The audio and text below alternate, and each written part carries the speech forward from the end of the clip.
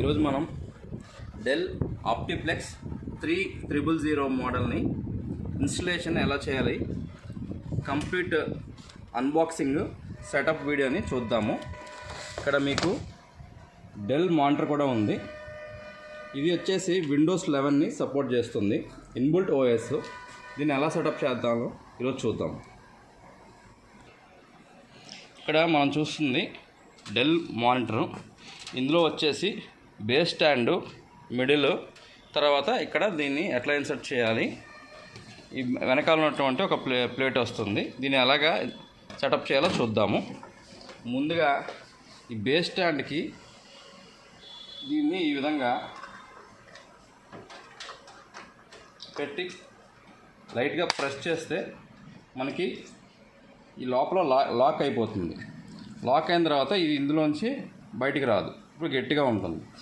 ఇప్పుడు ఇక్కడ ఏదైతే ఇనుప క్లిప్ అయితే ఉన్నదో దాన్ని ఈ విధంగా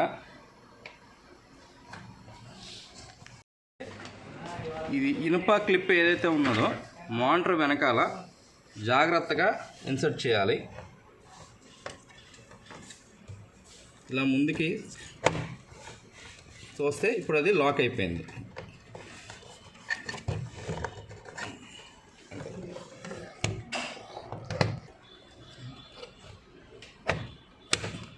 ఈ విధంగా లాక్ అవుతుంది.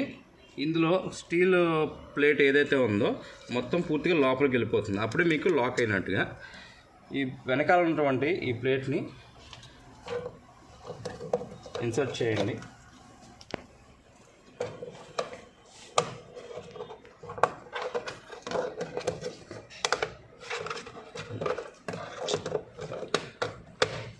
రైట్, ఇక్కడ చూపించు. ఇప్పుడు మనం యూజ్ చేస్తున్న మానిటర్కి HDMI D పోర్టు, ఆ తర్వాత VGA, ఈ రెండు కూడా సపోర్ట్ చేస్తుంది. ప్రస్తుతానికైతే నా దగ్గర ఉన్నటువంటి HDMI D పోర్ట్ అనే కేబుల్ని వాడుతున్నాను. ఇక్కడ కర్వ్ ఉంటుంది. ఈ విధంగా కర్వ్ ఉన్న దాన్ని HDMI D పోర్ట్ అంటారు. మనం వాడుతున్నటువంటి CPU ఏదైతే ఉందో OptiPlex 3000, ఈ సిస్టమ్కి వచ్చేటప్పటికి VGA అనేది సపోర్ట్ చేయదు. ఓన్లీ HDMI D పోర్ట్ మాత్రమే సపోర్ట్ చేస్తుంది. సో వెనకాల ఈ D పోర్ట్ని నేను పెట్టాను. ఆ తర్వాత మౌస్ కేబుల్ ఒకటి, తర్వాత కీబోర్డ్ కేబుల్ ఒకటి ఇన్సర్ట్ చేసి పవర్ కేబుల్ కూడా ఇక్కడ పెట్టడం జరిగింది. ఇప్పుడు దీని నుంచి వచ్చినటువంటి D పోర్ట్ని జాగ్రత్తగా మానిటర్ బ్యాక్ సైడ్ ఇన్సర్ట్ చేయండి. ఈ విధంగా ఇన్సర్ట్ అవుతుంది. తర్వాత మనం మానిటర్కి పవర్ కేబుల్ ఇచ్చి పవర్ కనెక్షన్ అయితే ఇవ్వాల్సి ఉంటుంది.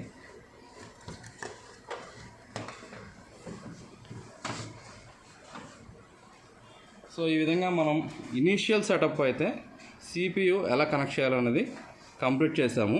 ఇప్పుడు నెక్స్ట్ ఫర్దర్గా విండోస్ 11 అనేది ఇన్బుల్ట్ వాయిస్గా వచ్చినటువంటి విండోస్ 11ని ఎలాగా స్టార్టప్ చేయాలన్నది మీకు ఒకసారి చెప్తాను. పవర్ బటన్ ఆన్ చేయండి. ఇది పవర్ బటను.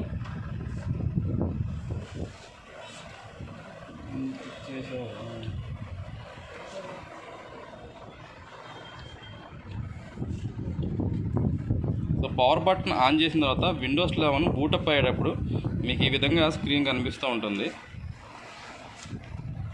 దాని మీద వచ్చేటటువంటి ఆప్షన్స్ని క్లియర్గా గమనించండి.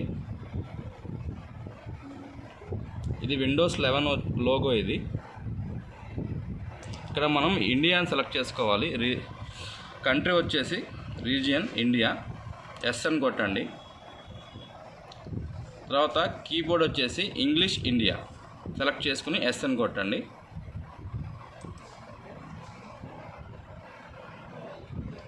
So who wants to add A second keyboard layout అని ఉంది, దాన్ని స్కిప్ చేసేయండి.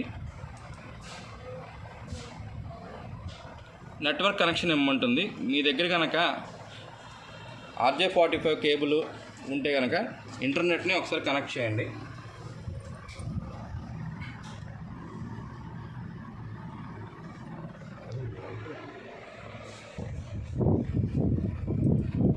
నెట్వర్క్ కనెక్ట్ చేసిన తర్వాత నెక్స్ట్ క్లిక్ చేయండి. ఇప్పుడు విండోస్ లేటెస్ట్ వెర్షన్కి అప్డేట్స్ ఏమైనా ఉంటే కనుక బ్యాక్గ్రౌండ్లో తీసుకుంటుంది. ఇక్కడ లైసెన్స్ అగ్రిమెంట్ అని చెప్పి వచ్చింది, దాన్ని మనం స్క్రోల్ చేసి యాక్సెప్ట్ చేయాలి. తర్వాత ఈ సిస్టమ్ని ఎవరైతే వాడుతున్నారో వాళ్ళ డిపార్ట్మెంట్ కానీ లేదంటే వాళ్ళ పేరు కానీ మెన్షన్ చేసి నెక్స్ట్ అని చెప్పి ఇవ్వండి.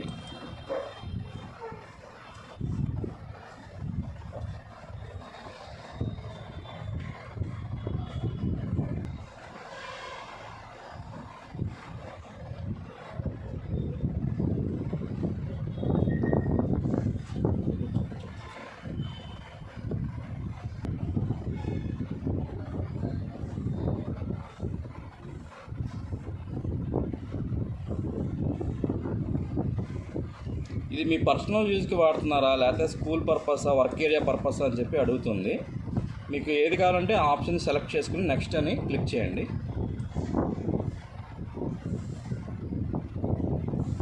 మీకు ఒకవేళ మైక్రోసాఫ్ట్ అకౌంట్ కనుక ఉండుంటే కనుక దాన్ని అక్కడ ఇచ్చి లాగిన్ అవ్వాలి. ఇక్కడ మీకు మైక్రోసాఫ్ట్ అకౌంట్ కనుక ఆల్రెడీ ఉంటే దాని ద్వారా లాగిన్ అవ్వండి. ఇన్ కేస్ లేదు అనుకుంటే కనుక సైన్ ఇన్ ఆప్షన్స్లోకి వెళ్ళండి. డొమైన్ జాయిన్ ఇన్స్టెడ్ అని చెప్పి ఉంది కదా, దీన్ని క్లిక్ చేయండి. తర్వాత సిస్టమ్కి ఒక నేము,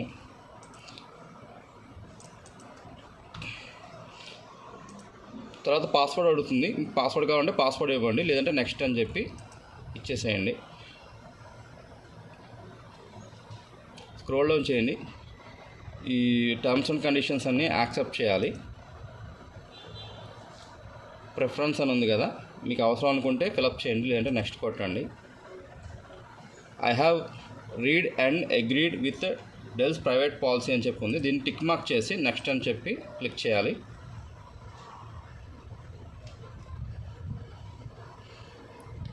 అప్డేట్స్ ఏమైనా ఉంటే ఫైనల్గా తీసుకుంటుంది.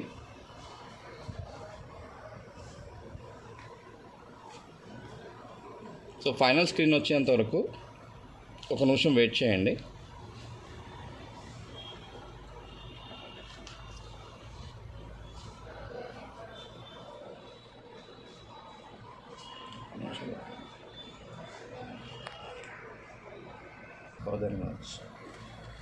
ఇది వచ్చేసి ఫైనల్ స్క్రీన్ అండి. మనకి విండోస్ 11 వచ్చేసి అపియరెన్స్ ఈ విధంగా ఉంటుంది. ఇక్కడ మీరు మౌస్ని రైట్ క్లిక్ ఇచ్చి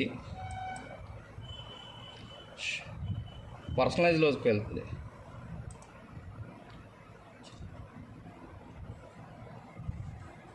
పర్సనలైజ్లో థీమ్స్ అని ఉంటుంది, దాన్ని సెలెక్ట్ చేయండి. ఇక్కడ డెస్క్టాప్ ఐకాన్స్ అని ఉంటుంది, దాని మీద క్లిక్ చేయండి.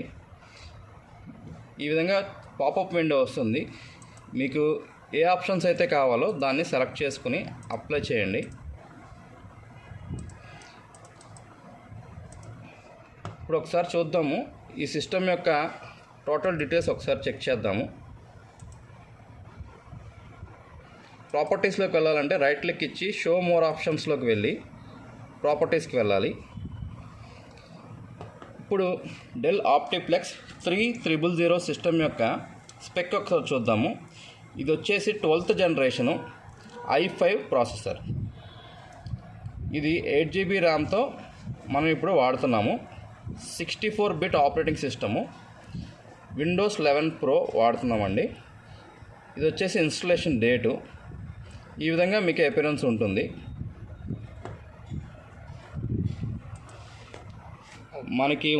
ఇప్పుడు మనకు ఉన్నటువంటి ఈ సిస్టమ్ ఏదైతే ఉందో దాంట్లో ఉన్నటువంటి హార్డ్ డిస్క్ కెపాసిటీ ఎంత, ఆ హార్డ్ డిస్క్ని ఏ విధంగా పార్టిషన్స్ చేయాలనేది ఒకసారి చూద్దాము.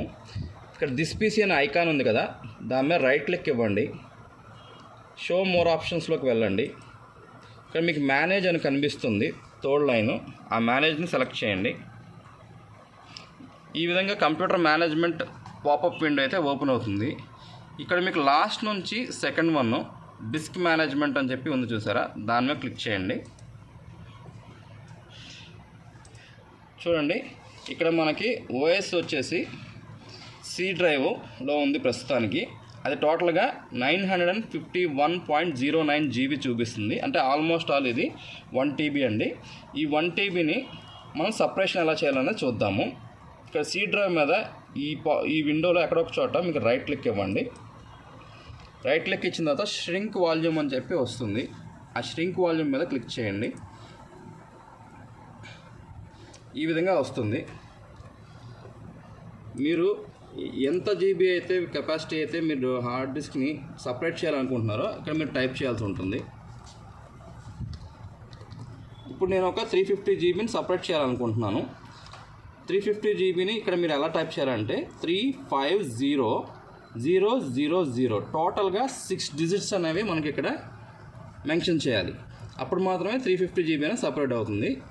ష్రింక్ వాల్యూమ్ మనం చూసారా, ఇక్కడ ష్రింక్ అనే ఆప్షన్ని సెలెక్ట్ చేయండి. ఇక్కడ మనకి 341.80 GB అనేది సపరేట్ అయింది. ఇప్పుడు దీనికి ఒక నేమ్ ఇవ్వాలి. ఆ నేమ్ కనుక మనం ఇవ్వకపోతే మనకి సిస్టంలో డ్రైవ్ అనేది కనిపించదు. దీని మీద రైట్ క్లిక్ ఇచ్చి న్యూ సింపుల్ వాల్యూమ్ అని సెలెక్ట్ చేయండి. ఈ విధంగా న్యూ సింపుల్ వాల్యూమ్ విజార్డ్ అయితే ఓపెన్ అవుతుంది. నెక్స్ట్ దీనికి ఇక్కడ మీరు డి డ్రైవ్ అని అది సిస్టమ్ డిఫాల్ట్గా తీసుకుంటుంది. మీరు కావాలనుకుంటే ఈ లెటర్స్లో ఏదో ఒకటి మీరు పెట్టుకోవచ్చు. Next finish. ఇక్కడ మనకి న్యూ డి వాల్యూమ్ అనేది కొత్తగా క్రియేట్ అయింది. దీన్ని ఇంకొక పార్టీషన్ చేద్దాము. ఇంకా మనకి 609 GB అనేది చూపిస్తుంది. మళ్ళీ సి డ్రైవ్ మీద రైట్ క్లిక్ ఇచ్చి సేమ్ ప్రాసెస్ ష్రింక్ వాల్యూమ్ 350000 మొత్తం 6 డిజిట్స్ కంపల్సరీ ఉండాలి. ష్రింక్ అని కొట్టాను, మళ్ళీ సపరేట్ అయింది. దీనికి కూడా నేమ్ కావాలి కదా, రైట్ క్లిక్ ఇచ్చి న్యూ సింపుల్ వాల్యూమ్ మీద క్లిక్ చేయండి. Next finish. ఇక్కడ మనకి 2 డ్రైవ్లు అనేవి ఓపెన్ అవ్వడం జరిగింది. డి డ్రైవ్ అండ్ ఈ డ్రైవ్ అండ్ సి డ్రైవ్. టోటల్గా మనకి 3 డ్రైవ్లు ఉన్నాయి. ఇది ఒకసారి చెక్ చేద్దాము. బయటకు వచ్చిన తర్వాత దిస్ పీస్ని క్లిక్ చేయండి. ఇదిగోండి, మనకి సి డ్రైవ్ కాకుండా ఎడిషనల్గా 2 డ్రైవ్లు అనేవి ఏర్పాటు అవ్వడం జరిగింది. ఇంతవరకు మీరు చూస్తున్నటువంటిది ఆప్టిప్లెక్స్ 3000 CPU యొక్క టోటల్ ఇన్స్టలేషన్, ఓపెనింగ్, ఇన్స్టలేషన్ మొత్తం చూశారు. ఈ వీడియో కనుక మీకు నచ్చినట్లయితే please like, share and subscribe. Thank you.